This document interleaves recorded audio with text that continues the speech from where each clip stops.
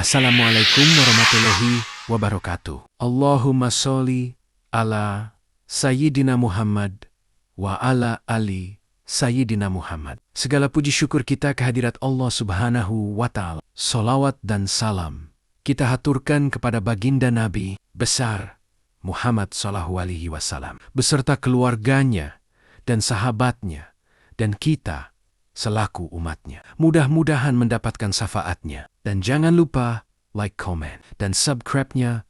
Mohon dukungannya agar kami lebih semangat untuk mengupload selalu dan mengembangkan kisah sejarah-sejarah di channel ini. Terima kasih. Yuk, kita lanjut. Kisah Nabi Musa alaihissalam meninggalkan Mesir. Berita tentang Nabi Musa yang telah membunuh seorang pemuda. Mesir telah tersebar luas di kalangan penduduk negeri Mesir. Mereka menjadi marah. Sementara itu, para pembisik kerajaan Mesir bersepakat untuk menangkap Nabi Musa dan untuk membunuhnya. Mengetahui hal tersebut, kemudian Nabi Musa bersembunyi. Ketika itu, datanglah seorang lelaki Mesir yang beriman. Ia memberitahukan bahwa orang-orang Mesir akan menangkap dan membunuhnya. Oleh karena itu, lelaki tersebut menyarankan agar Nabi Musa pergi meninggalkan negeri Mesir. Akhirnya, Nabi Musa pun mengikuti saran yang disampaikan oleh lelaki beriman tadi untuk meninggalkan negeri Mesir dan pergi dalam kondisi ketakutan. Ia merasa sangat khawatir kalau ada penduduk Mesir yang menyusul untuk menangkapnya. Oleh karena itu, ia selalu meminta perlindungan dari Allah SWT. Peristiwa ini tertuang dalam Al-Quran, Surat Al-Qasas ayat 20-21. Dan datanglah seorang laki-laki dari ujung kota, bergegas-gegas, seraya berkata, "Hai Musa, sesungguhnya pembesar negeri sedang berunding tentang kamu untuk membunuhmu. Sebab itu keluarlah dari kota ini. Sesungguhnya aku termasuk orang-orang yang memberi nasihat kepadamu." Maka keluarlah Musa dari kota itu dengan rasa takut menunggu. Dengan khawatir, dia berdoa, "Ya Tuhanku, selamatkanlah aku dari orang-orang yang zalim itu." Nabi Musa tiba di negeri Madian. Ketika itu, Nabi Musa dipersalahkan karena membunuh seorang lelaki Mesir. Ia terpaksa meninggalkan negeri Mesir. Ia terus berjalan dan berdoa. Sambil berjalan menuju negeri Madian, ia berdoa agar Allah menuntunnya pada jalan yang benar. Dan tatkala ia menghadap ke jurusan negeri Madian, ia berdoa lagi, "Mudah-mudahan Tuhanku menuntunku ke jalan yang benar." Quran Surat Al-Qasas ayat 22. Akhirnya, Nabi Musa sampai di negeri Madian. Ia melihat orang-orang berkerumun di sekitar sumber mata air. Mereka adalah penggembala yang mengambil air untuk kebutuhan kambing-kambing mereka. Nabi Musa juga melihat dua perempuan yang berada di belakang orang-orang tersebut. Kambing-kambing kedua perempuan itu sangat kurus, sedangkan kambing-kambing yang lainnya gemuk. Kemudian, Nabi Musa bertanya kepada kedua perempuan itu, "Apa yang kamu lakukan di sini?" Salah seorang perempuan menjawab, "Kami berada di sini untuk menjaga kehormatan dan tidak mau berebut air. Kami harus bersabar hingga semua orang selesai mengambil air. Setelah itu, barulah kami mengambil air untuk kambing-kambing kami. Bapak kami sudah tua, sehingga tidak mungkin datang ke sini." Kisah ini diceritakan dalam Al-Quran Surat Al-Qasas ayat ke-24.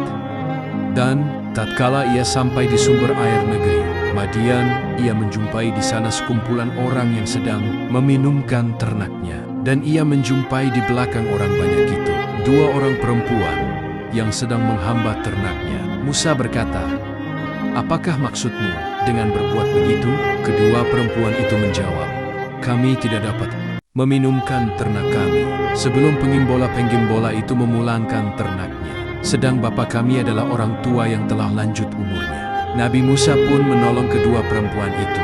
Ia mengambilkan air untuk kambing-kambing mereka. Pada hari itu, kedua perempuan itu dapat pulang lebih awal. Ketika sampai di rumah bapa mereka, Nabi Syuaib, keheranan. Kedua anaknya menceritakan kejadian hari itu.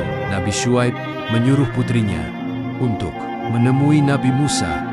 Maka Musa memberi minum ternak itu untuk menolong keduanya. Kemudian dia kembali ke tempat yang teduh, lalu berdoa, "Ya Tuhanku, sesungguhnya aku sangat memerlukan suatu kebaikan yang Engkau turunkan kepadaku." Quran Surat Al-Kashish ayat 25. Perempuan itu berkata, "Bapakku mengundangmu ke rumah kami. Dia akan memberi imbalan atas kebaikanmu mengambilkan air." Nabi Musa pun pergi ke rumah mereka. Ketika sampai di rumah itu, Nabi Musa bertemu dengan bapa kedua perempuan itu. Nabi Syuaib sangat berterima kasih kepada Nabi Musa. Nabi Musa menceritakan tentang alasan ia pergi dari Mesir. Nabi Syuaib berkata, "Janganlah engkau takut, engkau telah selamat dari orang-orang yang zalim itu." Nabi Musa tinggal beberapa lama di Madian sebelum akhirnya kembali ke Mesir. Kemudian datanglah kepada Musa salah seorang dari kedua wanita itu berjalan. Ia berkata, "Sesungguhnya bapakku memanggil kamu agar ia memberikan balasan terhadap kebaikan, memberi minum ternak kami." Maka tatkala Musa mendatangi bapaknya, Syuaib, dan menceritakan kepadanya cerita mengenai dirinya, Syuaib berkata, "Janganlah kamu takut, kamu telah selamat dari orang-orang yang zalim itu." Quran Surat Al-Kashish ayat 26. Jika Allah berkehendak menolongmu, tidak ada orang yang dapat menghalanginya. Jika Allah membiarkan kamu dan tidak memberi pertolongan kepadamu, siapakah gerangan yang dapat menolong kamu? Oleh karena itu, hendaklah kamu hanya bertawakal kepada Allah. Nabi Musa dinikahkan. Nabi Musa kini tinggal bersama keluarga Nabi Syuaib. Semakin hari hubungan mereka semakin erat. Seorang putrid Nabi Syuaib menginginkan agar Nabi Musa bekerja dengan mereka. Nabi Syuaib mengerti benar perasaan anaknya kepada Nabi Musa. Kemudian Nabi Syuaib berkata kepada Nabi Musa, "Sesungguhnya aku bermaksud untuk menikahkan kamu dengan salah seorang anak perempuanku dengan satu syarat sebagai mas kawinnya. Kamu harus bekerja denganku selama 8 tahun. Apabila kamu suka, tambahkan 2 tahun lagi. Hal itu bergantung pada kesanggupanmu." Nabi Musa berkata, "Saya terima kesepakatan ini. Allah yang akan menjadi saksi atas apa yang telah kita ucapkan." Perjanjian Nabi Musa dengan Nabi Syuaib tersebut tertuang dalam Al-Quran Surat Al-Kashish ayat 27-28. Berkatalah dia Syuaib, "Sesungguhnya aku bermaksud menikahkan kamu dengan salah seorang dari kedua anakku ini, atas dasar bahwa kamu bekerja denganku selama 8 tahun, dan jika kamu cukupkan 10 tahun, maka itu adalah suatu kebaikan dari kamu. Maka aku tidak hendak memberati kamu, dan kamu insya Allah akan mendapatiku termasuk orang-orang yang baik." Dia Musa berkata, "Itulah perjanjian antara aku dan kamu. Mana saja dari kedua waktu yang ditentukan itu aku sempurnakan. Maka tidak ada tuntutan tambahan atas diriku lagi. Dan Allah adalah saksi atas apa yang kita ucapkan." Nabi Musa pun hidup bahagia bersama istri dan mertuanya. Namun, telah tiba saatnya bagi Nabi Musa untuk kembali ke negeri Mesir.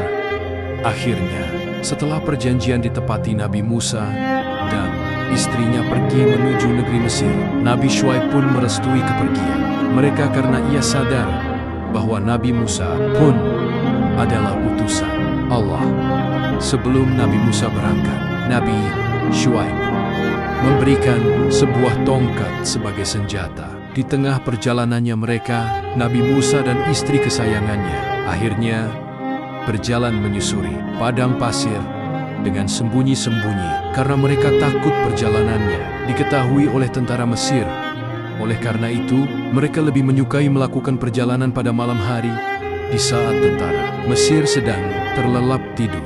Sementara waktu siang, mereka gunakan untuk bersembunyi. Semoga kita bisa mengambil hikmahnya di dalam sejarah ini dan menjadi hamba Allah yang soleh dan soleha, taat kepadanya dan Rasul-Rasulnya. Sekian dari kami, semoga bermanfaat. Wa allahu a'lam bishawab.